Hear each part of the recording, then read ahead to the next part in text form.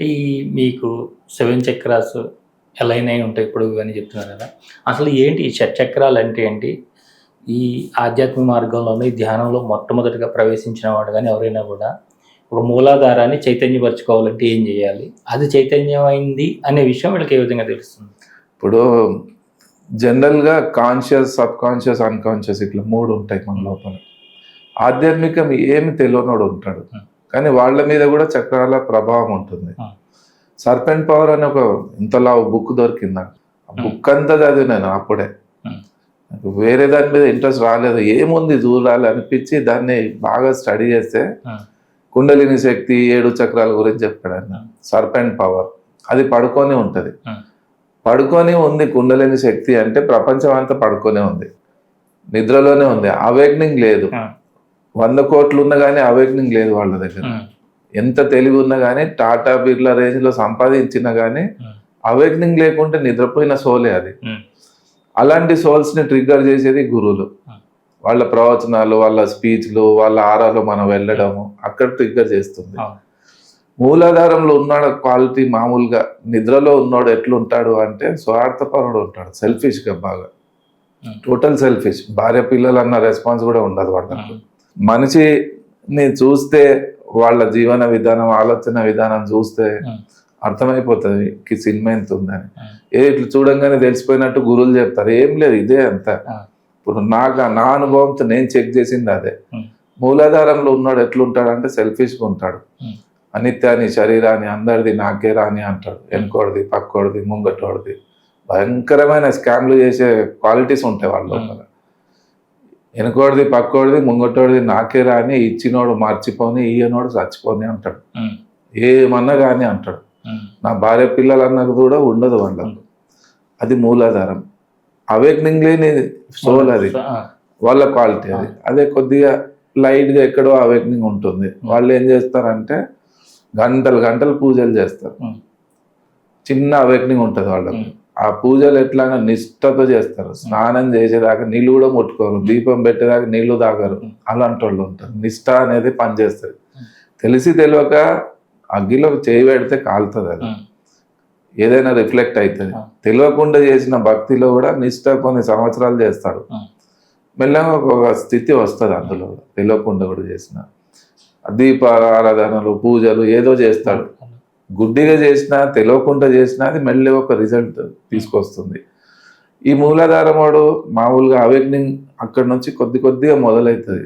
స్వాధిష్టానికి వస్తాడు. స్వాధిష్టానం ఉన్న quality ఈయనకంటే higher dimension. అది వీళ్ళ ఆలోచన విధానం బాగుంటుంది, ఈయనకంటే బాగుంటుంది. నా భార్య, పిల్లలు, నా రెస్పాన్స్, పిల్లలను చదివియాలి, మంచి కాలేజీలో వేయాలి, ఫీజులు కట్టాలి, భార్యను చూసుకోవాలి, ఈ రెస్పాన్స్ ఫీల్ చేసేవాళ్ళు స్వాధిష్టానం. మూలాధారంలో ఉన్నాడు నాది నాదే, నీది నాదే అనేవాడు. స్వాధిష్టానంలో ఉన్నాడు నాది నాదే, నీది నీదే అనేవాడు. అంటే ఈ మూలాధారాన్ని చైతన్యం చేసుకోవాలంటే ఎట్లాంటి ప్రాక్టీస్ చేయాలి? దానికి ప్రాక్టీస్ యాక్చువల్గా బైపాస్ నుంచి వెళ్ళిపోవాలని చెప్తున్నా నేనైతే. నా అనుభవంతో నేను అన్ని సందులు తిరిగినోడిని. ఇప్పుడు నాకు అర్థమైపోయింది ఎలా వెళ్తే ఫాస్ట్ గా వెళ్ళిపోతాం. ఫాస్ట్ ట్రాక్ రోడ్ నాది ఇప్పుడు. చెప్పండి, బైపాస్ రోడ్ చెప్పండి. అందుకే హాయిగా కళ్ళు మూసుకొని శ్వాస మీద ధ్యాస పెట్టి గంట, 2 గంటలు, 3 గంటలు టైం మెల్లిగా పెంచుకోవాలి. అతి సర్వత్ర వర్జయత్. ఒక్క రోజులో సాధించాలని అనుకోవద్దు, మెల్లిగా పోవాలి. నేను క్యాజువల్ గా డెవలప్ చేసినది అంతే, స్పెషల్ గా నేను ఏం చేయలేదు. నాకు అనిపిస్తేనే క్లాస్ చెప్తాను, నాకు అనిపిస్తేనే వెళ్తాను, లేకుంటే లేదు. నాకు ఎవరు ఫోర్స్ లేదు, నా వాలంటీర్గా నేను చేస్తాను. నా రిమోట్ నా చేతిలో ఉంది. అట్లా మెల్లిగా ఏమవుతుంది, ఈ జర్నీ అనేది మొదలవుతుంది. పూజలోడు మెల్లిగా స్తోత్రాలకు వస్తాడు, గంటలు గంటలు పారాయణాలు చేస్తాడు స్వాధిష్టానంలో. ఈ నాది నాదే, నీది నీది అనేవాడు కొన్ని రోజులు అట్లే ఆ స్పిరిచువల్ జర్నీలో ఉంటే గానీ ఏమైతుంది, ఫిజికల్ లైఫ్లో మణిపూరకు వచ్చేస్తాం. మణిపూరకు వచ్చినవాడు ఎట్లుంటాడో ఒక లీడర్ లాగా బయట వచ్చి పనిచేస్తాడు. బయట వాడికి అద్దరు వేసుకొని, బ్రెస్లెట్లు, ఉంగరాలు అన్నీ పెట్టుకొని, పెద్ద బండి తీసుకొని కాలనీలో డెవలప్ చేయడానికి ఆలోచించేవాళ్ళు. ఈయనకంటే మంచోడే కదా, నా ఫ్యామిలీ కాదు నా కాలనీ బాగుండాలన్న ఆలోచన వాళ్ళకు ఉంటుంది. అవేక్నింగ్ లేకున్నా కానీ ఈ క్వాలిటీస్ ఉంటాయి. అది మణిపూర ప్రభావం. అది ఆధ్యాత్మికంగా ఉన్నవాడు జపాలు చేస్తాడు బాగా. లక్షల జపాలు చేసే వాళ్ళు ఉంటారు, అట్లా గంటలు గంటలు కూర్చొని చేస్తారు. అదంతా ఏమవుతుందంటే అప్ టు మణిపూరం మన ఫోర్స్ పనిచేస్తుంది, మన వీల్ పవర్. శ్రద్ధ అనేది ఇన్వెస్ట్మెంట్, టైం అనేది ఇన్వెస్ట్మెంట్. బాగా నిష్ఠతో ఇన్వెస్ట్ చేస్తూ చేస్తూ పోతే మణిపూరకు పోయినాక ఒక పరిపక్వత వస్తుంది వాళ్ళకి. అప్పటి వరకు మనం కష్టపడాలి. మణిపూరకు పైకి పోవాలంటే ధ్యానమే, అన్యత శరణం నాస్తి. అది నాకు బాగా అర్థమైంది. 5 లక్షల జపాలు చేసినాక ఆగిపోయినా నేను కూడా, ఇంకేం లేదు ఇక. మహాపరిశూన్య స్థితి అక్కడ మొదలైంది. మణిపూర్ క్రాస్ చేయాలి అంటే వేరే మార్గం ఏం లేదు, ధ్యానం ఎక్కడైనా చేసుకోవచ్చు, క్యాజువల్గా డెవలప్ చేయొచ్చు. కొన్ని సేవా కార్యక్రమాలు అవి ఇవి మంచి పనులు చేసుకుంటూ నాన్ వెజ్ మానేయడం టోటల్గా. ఒక సత్యంతో నిలబడి ఉంటే మాత్రం ఖచ్చితంగా ప్రారంభ కర్మలు అన్నీ అక్కడ ప్రక్షాళన జరుగుతాయి. మణిపూర్లో ఏం జరుగుతుంది అంటే గత జన్మ పాపాలు అన్నీ వచ్చేస్తాయి. ఈ లోకం నుంచి పై లోకాలకి వెళ్ళాలి అంటే ఆ గవర్నమెంట్ ఒప్పుకోవాలి కదా, ఇది ఎన్ఓసి కావాలి. అక్కడ కర్మలన్నీ అటాక్ చేస్తాయి మనకు.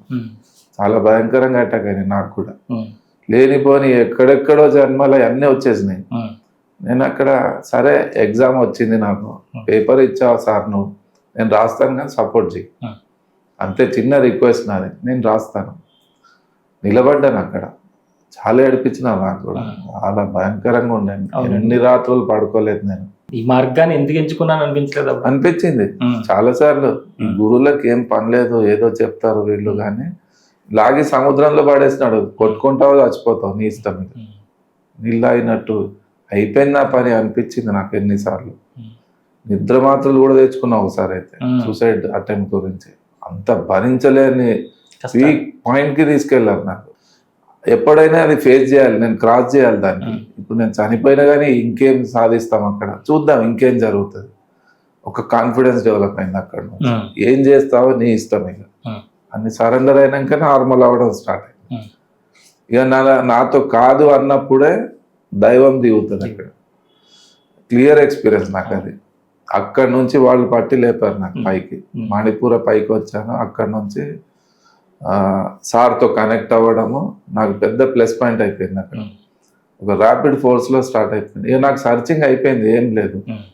అక్కడ నుంచి డైరెక్ట్గా డయాస్ ఎక్కితేనే సహస్రం ఓపెన్ అయినట్టు ఉంటుంది.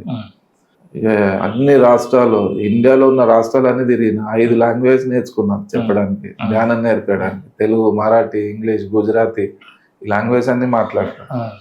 జనాల దగ్గర పోయి వాళ్ళను స్పిరిచువాలిటీ గురించి చెప్పాలంటే వాళ్ళ భాషలో నేను దగ్గర అవ్వాలి. వాళ్ళ భాషలో చెప్తే నాకు కనెక్ట్ అవుతారు వాళ్ళు.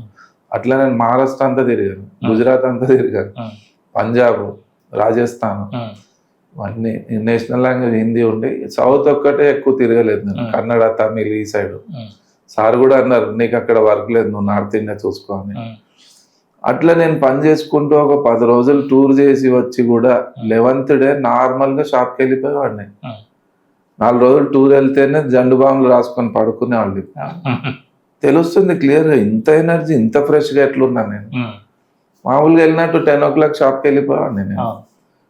అది డివైన్ పవర్. నేను నడుస్తే కదా అసలు బాడీ అలసిపోవడానికి, నేను లేను అక్కడ. నేను కాలిపోతే అంత దైవం ఉంటుంది. నేను కాల్చుకోవడానికి జన్మలు పడుతుంది జనాలకు. సెల్ఫ్ లాక్ చేసుకొని ఉన్నారు జనాలంతా. గణేట్ రాళ్లతో సమాధి చేసుకున్నట్టు ఉన్నారు. నేను ఒక చిన్న మాట అంటే హత్య అయిపోతారు. అవి అన్ని దాటేసిన స్థితి నాది ఇప్పుడు. మీరు ఎంత పొగిడినా నేను ఎక్కడ పొంగిపోను, ఎంత తిట్టినా పట్టించుకోను. స్థితప్రజ్ఞ అంటే ఇది హైలీ ఇంపాసిబుల్ అనుకున్నా భగవద్గీతలో చదివితే. ప్రాక్టికల్ ఈరోజు చూస్తున్నామా, అబ్బా ఇంత బాగుంటుందా. హర్షట వర్గాలను జయించడానికి హిమాలయాలు పోవాలి, జటాలు వదులుకోవాలి ఏమో అనుకున్నాం. ఏం లేదు, సింపుల్ టెక్నిక్ ఉంది. అది బాగా డెవలప్ చేసుకున్నా నేను. ఎదుటోడు ఎంత ఎగిరినా కానీ రిలాక్స్ గా చూడాలి, రెస్పాండ్ కావద్దు. అక్కడ ఎంత ఎగురుతాడు, ఎగిరని ఎగిరి ఎగిరి ఎగిరి అలసిపోతాడు. ఎన్ని 100 తిట్లు తిడతాడు. గంట అయినాక అయిపోయిందా ఓకే అన్నాడు రిలాక్స్గా. ఇచ్చిలేస్తుంది వాడికి. జీవితంలో మీ దగ్గర రాడు కానీ లోపల నుంచి ఎగ్జాస్ట్ అయిపోవాలి. ఇదే ఓషో చెప్పేది కూడా. సాక్షితత్వం గురించి చాలా గురువులతో విన్నా నేను. రమణ మహర్షి ఉన్నారు, ఓషో, రజనీష్, పత్రికారి దగ్గర ప్రాక్టికల్గా చూసాను నేను. కానీ దాని రిఫ్లెక్షన్ ఎట్లుంటుంది అంటే స్పిరిచువల్ మాస్టర్కి ఎవడైనా వేలు పెట్టాడంటే ఏదైనా నెగిటివ్గా భావాలతో వచ్చాడంటే వీళ్ళు ఏమన్నారు 1000 టైం అయి రిటర్న్ కొడుతుంది వాళ్ళకి, ఖచ్చితంగా కొడుతుంది.